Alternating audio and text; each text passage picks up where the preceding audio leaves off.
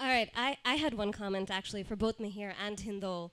Uh, Mihir, responding to your comment that Hindol later elaborated on about Mr. Sridharan, I would just add to that that, you know, we judge a bridge by whether it stays up, and I do the same for an idea or an argument, regardless of who advances it. So even if he has built a metro, if he wants to tell me about another metro in another city, I'm going to listen to what he has to say, do my own research, and make up my own mind about it. And that is how we should approach authority and credentials. They are important, and people earn them and deserve respect for that. But at the end of the day, authorities can be wrong. It happens all the time, and we can't trust them blindly either. I'm not saying you're arguing that.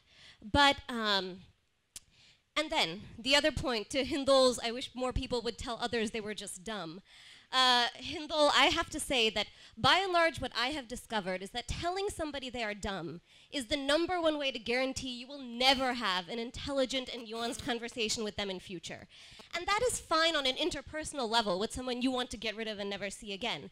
But a state can't afford to alienate its citizens in that manner. So telling people that their views are uninformed or lack nuance is not a way forward. I mean, and that goes back to what you had mentioned also about being a teacher. There is a way to teach public dialogue and public debate, and we can bring in tools like social media, and that is the way to move forward, more than just to say, look, you don't know what you're talking about because you haven't read this important booklet or publication, or you're not familiar with the history of this or that statute.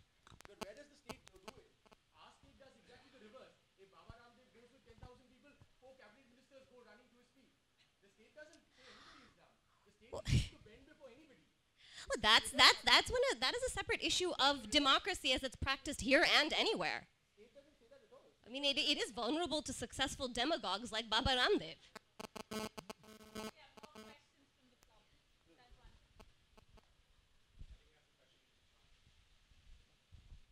Uh, this was who's dumb and who's not dumb.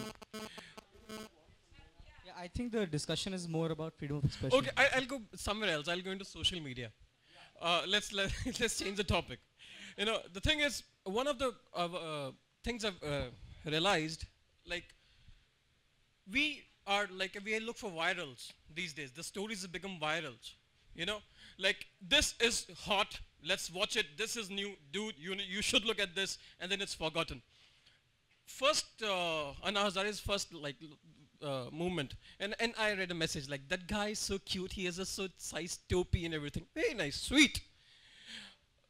Next, okay, the numbers dwindled, and again the numbers dwindled. Then in Bombay, nobody turned up because is this what we're becoming? Is this social media? You know, where you appreciate something new, that's novel, and then okay, I'm done with this. Now give me a new thing to munch upon, just like say media is going on. So if this is the trend we are taking, that this is dangerous because we are not standing up to it. Well, what do you say? I think you have a pretty valid point, and I'd like to add to that. We all remember Kony, when the Kony 2012 video happened, and we actually, I mean, I completely agree with him that we jump from issues within seconds. One is new, abhi everybody sharing it. Let me also share it. Let me be a part of it. And I remember at that time, Kony was like the fire.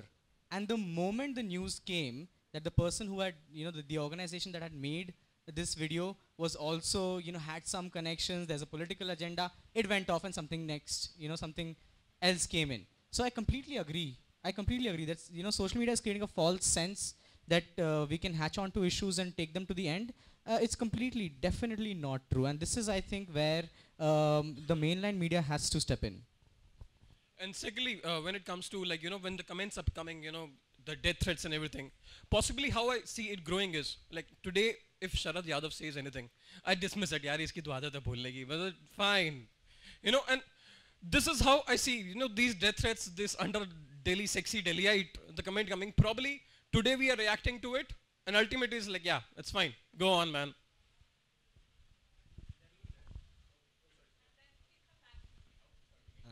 Hello, I'm Shankhayan, and I would just like to ask a question on sedition. I agree with what Subi said, that it's a very complex issue, but I personally have never found an answer to a simple question that what is sedition?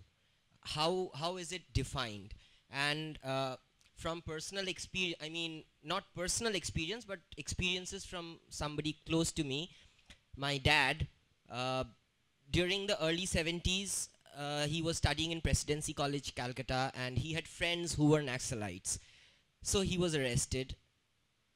During emergency, he was hounded for that. In the late 80s, he's a documentary filmmaker. He made a documentary for Doordarshan on the Dhanbad coal mines. It was called The Godfathers of Dhanbad. And during its telecast, it was stopped midway and taken off air. That was a different government then. And just 2 years back, when the CPM government was almost on the verge of going, he was on a panel in a television show talking about such issues when the police came to arrest him. And very recently, just about 15-20 days back, the new Trinamool government have kind of switched off all his mobile phones simply because he had been forwarding messages regarding some movements and protests that were happening all over the country. So is that sedition? I mean, is saying anything against the state and its power sedition? Or, I mean, I just want to have a Mihir, I'd request you to take that. And before we come to you, I just want to add a little to what Shankayan just shared with us. His father really happens to be one person who's been central to the growth of the advertising industry. He's a very well-respected wildlife filmmaker. And very recently, about 3 days ago, they held a press conference in Kolkata with 7 other similar activists, mild-mannered, educated, not violent either overtly or covertly. People whose SIM cards were simply blocked because they were sending out some forwarded messages. And people, when they tried to find out as to why this has happened, as to why this has happened, they were told to go to a police station. First, the service provider kept telling them that they didn't really know. Their bosses had told them to simply block their numbers. And when they tried to investigate this further, they were told to go to a police station 50 kilometers away to find out from a junior sub-inspector as to what really were the charges against them. Well, in a single sentence, no, that doesn't really constitute sedition. But what does that story really flags is it does not matter which government you have. There's been a continuance and there's been a continuum of the kind of repression that state is capable of. I had an interesting experience when we went to speak with Fali Nariman, who looks at the Constitution, and a younger lawyer who also looks at the Constitution. Both Article 19.1 and Article 19.2, when they were written down with the assumption that the Constitution would not be a static document. The Constitution would be an organic body that would look at revisions, that would look at, but the amendments, so to speak, have happened, have left a lot to be desired. The Cinematograph Act, which is again an obsolete piece of legislation, the Constitution of morality and whose morality that we're looking at are some of the very, very key issues. And as far as sedition is concerned, the Article 124A talks about sedition, what it constitutes, but it will ultimately boil down to who's going to interpret the article and who will decide whether a film screening should take place here or not, who will decide whether we can peacefully sit here and have a discussion around issues and whether it constitutes anti-national activities. Mihir, I'd request you to add. I mean, I have very little to add to that. The essential point is, why did you have to sort of try and work out why sedition evolved in the way that it did? And sedition evolved in the 16th and 17th century as a method of control for alternative narratives of who should be in power. That is pretty much all sedition is about. I mean, there is no great, idealist conception of what sedition is. Sedition is purely a matter of political control. And which is why it can't be left for the Supreme Court to decide what an individual case of sedition is. It is a tool in the hand of, your local, whoever wields power locally. and which means that essentially for any kind of statement that can be defined as problematic, as the Supreme Court has said that merely criticism of the government of the day does not constitute sedition. They're very clear on that. That happened early in the 1950s, right?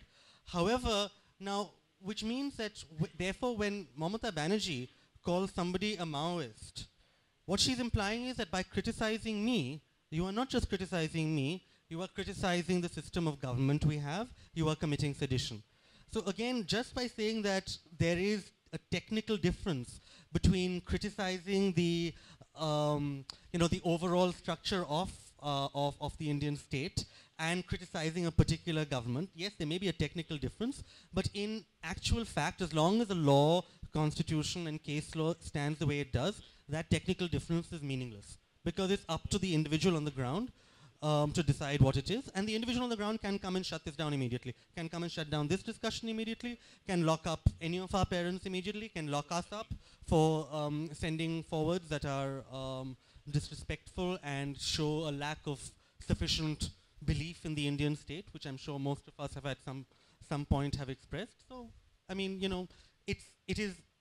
there is nobody politically is going to be able to stand up and say, listen, I want to get rid of sedition, because it's a very convenient tool. You have to somehow organize and get rid of it in some other way. I just want to add my thoughts there. I mean, I recently participated in a discussion on one of the TV channels on this topic, and there was Mr. Ajit Doval from the CPRF, for the paramilitary. And they had the typical political guys. Manishankar Iyer was arguing that sedition laws should not even exist. They're an aberration in Indian democracy. And Meenakshi Lekhi of the BJP was arguing that they're the most important things that ever existed. Now, Ajit Doval came and gave a very interesting kind of counterpose. He said, look, guys, sedition, is it really against the government or against the nation? You can't have a situation of people going against the nation. I don't know if Ruben is sitting here somewhere. He's an army guy, but he's on his way. I had this discussion with him earlier today. But if someone is going against the nation and they're inciting terrorism or giving material support to a foreign country or something, obviously that's going against the nation. You have to protect that. But what about going against the government, right? And who is the agency of the nation or the state? It's the government. So by that definition, this Wikipedia definition, I was just looking up the Kedarnath case or whatever, it's very simple. It just says something like coordinated speech or action to incite disaffection with the current order, which violates the Constitution and creates a disturbance to the public order.